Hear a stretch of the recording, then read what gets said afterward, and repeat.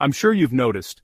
Your Ring doorbell isn't charging like it should. Don't worry, we'll get to the bottom of it. Let's break down the most common reasons and easy fixes. First, check the basics. Make sure your charging cable is plugged in all the way and isn't damaged.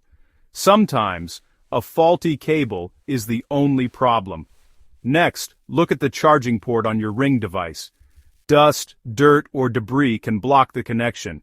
Gently clean it with a dry cloth or a soft brush.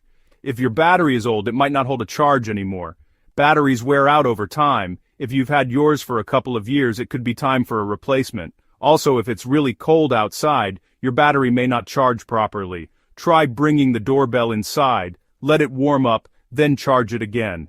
Finally, double-check your power source. Try plugging your charger into a different outlet. Sometimes the outlet itself is the culprit.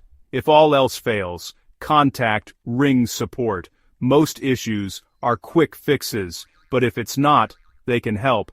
That's it. Now you know the main reasons why your Ring doorbell battery won't charge and how to fix them. Good luck, and may your doorbell always stay charged.